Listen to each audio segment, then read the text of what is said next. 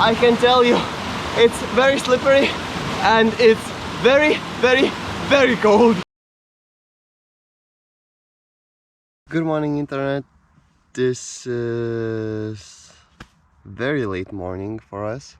It's almost 10, but we actually got much needed sleep, quite I think 9 hours or something like that. So it's really nice to finally sleep for a bit. It wasn't most comfortable sleep. I'm not sure if you can tell, but the whole tent is basically, you know, filled with ruts and everything. My mattress did help a bit, but it didn't eliminate everything completely.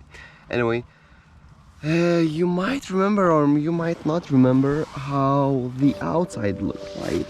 This is the view, which is quite alright actually. Yeah, I'm still a bit sleepy, so I'm struggling to find words. But as you can see, it's really nice. We finally got rested. We also adjusted our plans slightly. So while searching for this camp, we found really cool cavern, and it's covered in something that looks like jungle. So we will be exploring that for a bit after we pack all our stuff and tuck it in the car, and then we will see. The plan is still go to Skye Island, but probably it's not the main point of the day.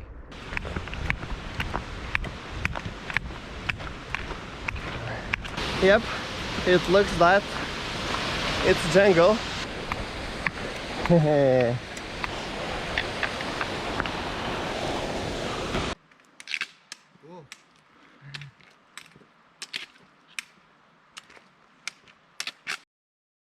After climbing pretty much out of this whale and catching our breath with views like this, we headed back since clocks were already heading towards 12 because of our long sleep.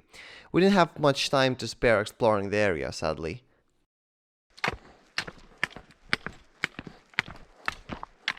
We are going for a swim! Well, maybe, I'm not sure, but at least for a dip, that's definitely happening.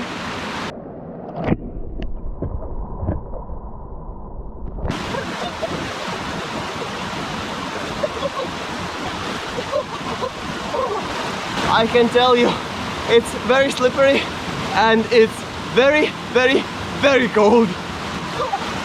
And then we found the main river, although we didn't go for a swim.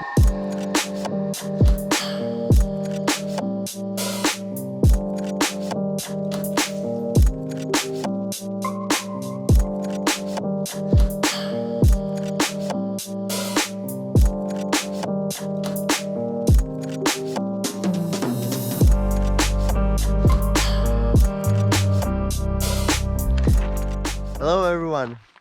So today's plan changed again. So we visited Glencoe, and apparently it's not as magnificent as everyone was telling for some reason. So some guy that we were actually following, well, kind of following, said that, oh, it's like in James Bond movies and everything, and yeah, it's a village. Well, that's about it. So it wasn't as magnificent, but we actually found one really nice place. I'm not sure if you can see. Yeah, you can see, but there's an island, but there is some sort of small footpath to there, and instead of traveling to Isle of Skye for another hour and you know, finding camping, basically trying to find a camp somewhere basically at the time that sun is already setting, we decided that, you know what, maybe today, maybe it will be this time that we will find, well, camping spot before it's dark, before it's actually dark. So anyway, that's where we are going. Probably have heard about Scottish smidge. If you haven't, well, there's a bit of lesson in here.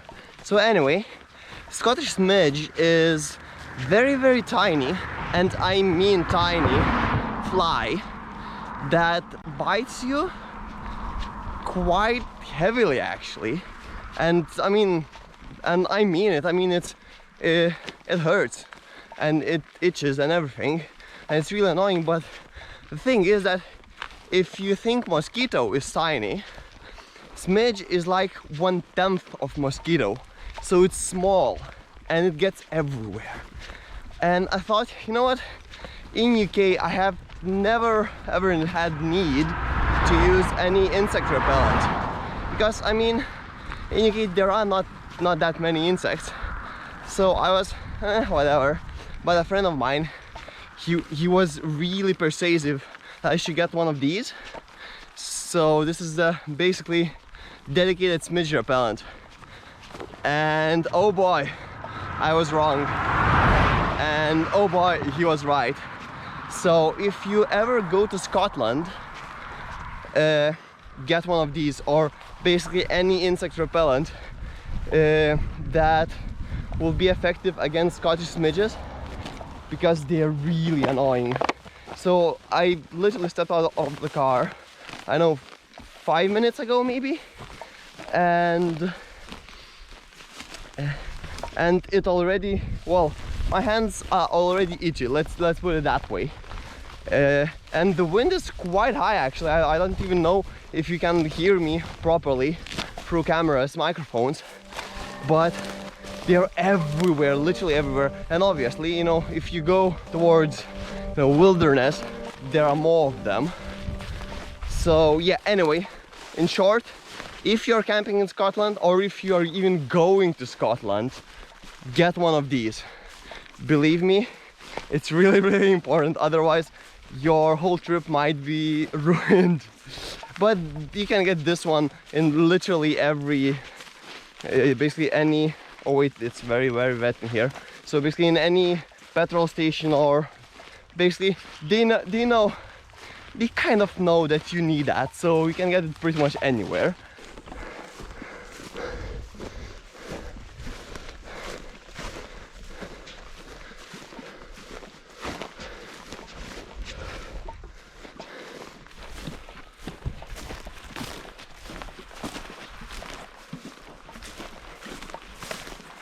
So one of the problems with this spot that I've just found, that we might not be able to put the pegs in the ground, so I need to try that before we decide. But this is literally perfect spot. It's very flat. It could be probably flooded if it would rain a lot, but I think rain is not in the forecast for 2 more days, so we should be fine, and especially that we are camping only one night.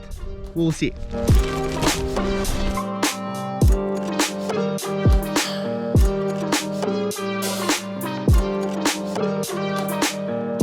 To call this tent pitching a challenge would be an understatement. It took at least 5 tries to get each peg seated properly. I got lost and I was scared. A bit. Where did you get lost, up there? Yeah, somewhere in there. Oh, actually it looks really nice. Reason for my trip in the darkness was to get something grillable. Unfortunately, I couldn't find anything in the car, so me, being a feeder of our nomad tribe, decided to do a 40-mile round trip to the nearest town and get food. Apparently, Google doesn't know anything about us after all. Every shop that's supposed to be open greeted me with locked doors. Tomorrow's gonna be tough. I've stayed way past 2 AM because, well, you can see yourselves.